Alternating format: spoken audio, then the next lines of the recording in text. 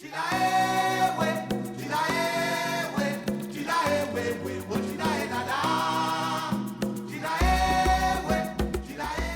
begin our journey at Busia town, at the border of Kenya and Uganda.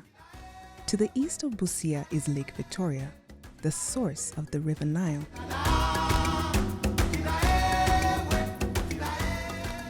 The African Union Convention on Cross-Border Cooperation, also known as the Niamey Convention, was adopted by the 23rd Ordinary Session of the AU Assembly held in Malabo, Equatorial Guinea in the year 2014. The convention aims to promote cross-border cooperation by facilitating peaceful resolution of border disputes, as well as ensuring efficient and effective integrated border management so as to transform border areas into catalysts for growth, socio-economic, and political integration. We envision Africa with borders serving as bridges for peace, growth, and development. As we begin our journey, we meet some small business traders who are engaged with subsistence goods and commodities and pass through the informal routes. The small-scale traders play such a vital role in supporting the livelihoods at the border areas. They sell fresh produce and manufactured goods.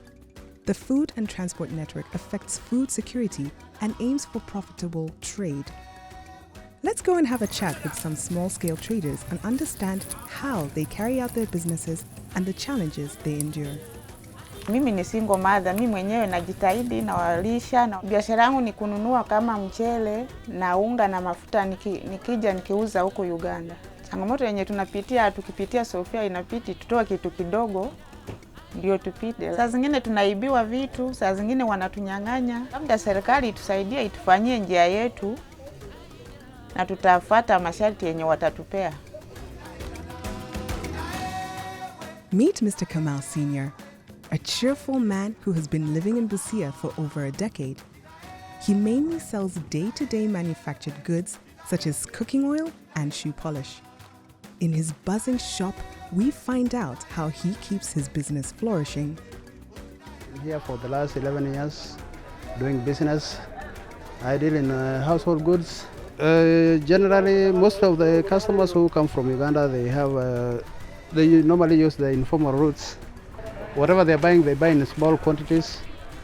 That makes it harder for them to go through those formal routes.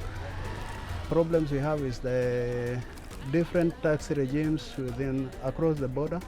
We find customers who come here, they complain the prices are so high, they want to get a discount.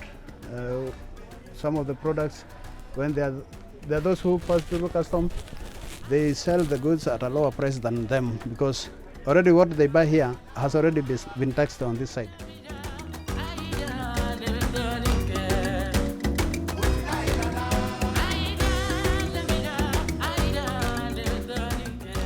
Soweto is association basically focused to youth. It consists 20 members with a common goal of empowering ourselves economically, socially, and other aspects. Soweto, we borrow money, we save money, and then we invest in different businesses. The first challenge we are facing is the lack of customers. We don't have the customers. Remember, we are youths, we are young girls.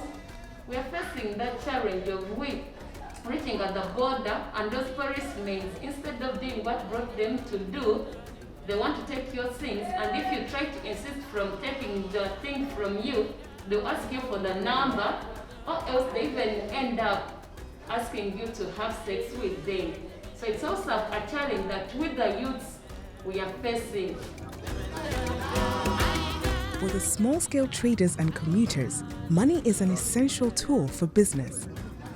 Let's have a chat with Mr. Alan Card, a money changer, whose role is to ensure the seamless exchange of currencies at the border town. I'm a money changer. We just operate here assisting these small-scale vendors who normally cross Suppose one have 100 shillings or 50 bob or 20, she or he cannot go to queue in the bank with 20 shillings. Our dear request is that we be fully recognized as an entity which is assisting a common man on the ground.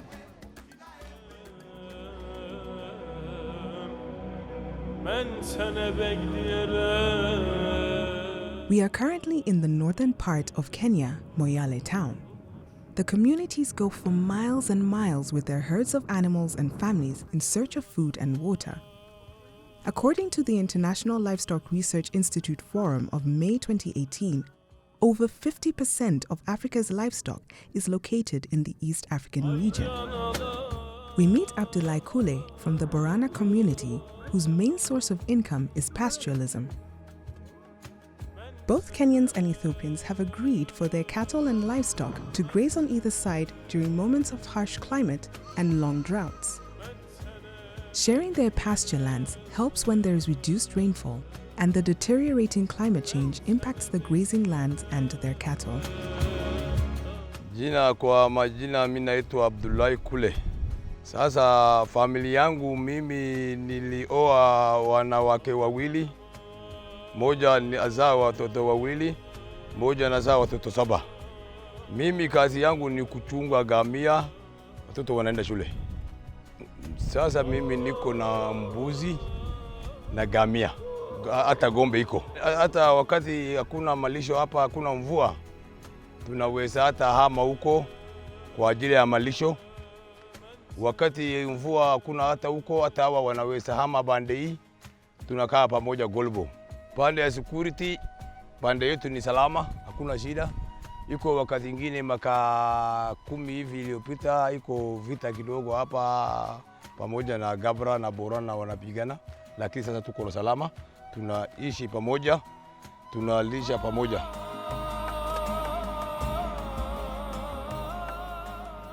Shamsia Abdullahi, a local borderland resident and a businesswoman, lives on the Kenyan side of the border, while her family extends over to the Ethiopian side. She shares what it's like to have a family across the border.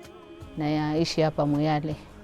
Mzee wangu yuko na familia nyingine pande ile nyingine, na mimi naishi pande na kaa hapa na shuhudia na hiyo kazi na watoto wangu. Mimi ndo mkubwa, kuna ile ananifuata anakaa pande ile nyingine. Lakini pande ya biashara wale wanachukua ni watu wa Ethiopia, wanakujanga kutoka Ethiopia ndio wanachukua mzigo. Zamani biri 10 inakuwa 20 shillings. Kwa sababu biri yao 100 alikuwa tunafanya change na shilingi 200 ya Kenya, lakini sasa 160 hata imeenda chini sana. Hiyo ndio imefanya kazi ipotee kabisa, biashara imeenda chini. Food produce like vegetables, cereals and grains mainly comes from the Ethiopian side of the border. Meet Selina Das, a retail and wholesale food produce trader at the main market in Moyale. Mimi nauzanga kitunguu, makabichi, viazi, carrot, ni vitu kama hiyo. Saa nyingine ukame iko upande ya Kenya, ako upande wa Ethiopia, mzigo mvua unanyesha na tokanga. Sisi iwa sasa tunapitia njia ya panya route sana. Kwa maana njia ya panya route kwa ajili tunapita, mzigo unaweza kuja saa nyingine na pikipiki. Na tena vile unakuja na pikipiki ni rahisi kidogo kuliko unakuja njia main road. Custom ni pesa nyingi unadai sisi. Ajilio tunapita panya route. Panya route hakuna shida utapata, lakini hakuna mahali wewe utapita bila hata kupatiana chochote. Just like Busia town, the communities here prefer to carry out their trade through the informal routes. Here is where we meet Mr. Dylan Sharp, who works in the transport business, moving goods from Kenya to Ethiopia using these informal routes. I do transportation, taxis. I offer taxi service. You yourself, you have seen, you have experienced that many cars are crossing through these side roads. But circumstance forced people to use. For my case or for our case of taxis, whatever we move are just for home uses. For example, the foodstuffs. Before 2007, those foodstuffs we moved through the tarmac road.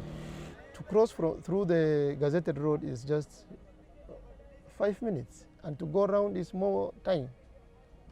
Before you guys, we Moyale people look like illegal people who like illegal things when you see us moving around through the Panya Road. But unless we sit like we are sitting now, and you listen to us and hear from us, you may say that this is a town of illegality. Sometimes, passing through the informal routes means encountering a lot of insecurities, such as embezzlement, extortion, as well as sexual harassment, and for many businesses, they sometimes incur major losses. According to Trademark East Africa, the organization behind the establishment of the one-stop border post, this single facility is dedicated to reducing the time spent at the formal route by 30%. The benefits of using this stop are a legal checkout, proper handling of goods, and tax exemptions for certain commodities. Assisting in the clearing processes are the revenue authorities and the product certification bodies that aid in the inspection of goods and all paperwork needed for one to travel. For decades, the border regions have grappled with violent conflicts, climate shocks, poverty, and marginalization. Yet they hold such unique economic potentials, driven by wealth of natural resources and some of the world's most rapidly growing economies. Providing greater investments for these communities that are united on a socio-economic and cultural front, we can work to realize their economic potential and reinforce regional integration and stability across the African region.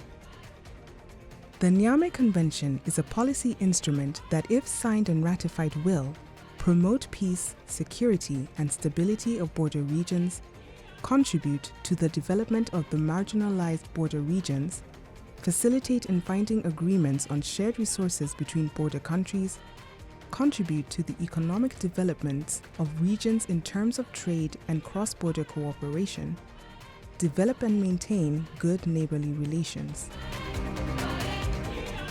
Therefore, we are calling on the African Union member states to sign and ratify the African Union Convention on Cross-Border Cooperation, Niamey Convention, to transform borderlands into more prosperous and stable areas where communities have a sense of belonging, courage, and prospects for a better future.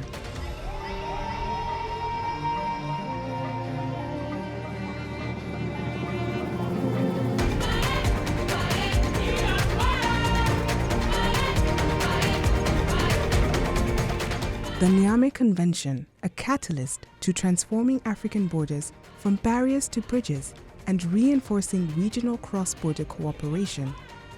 Sign and ratify the Niamey Convention today.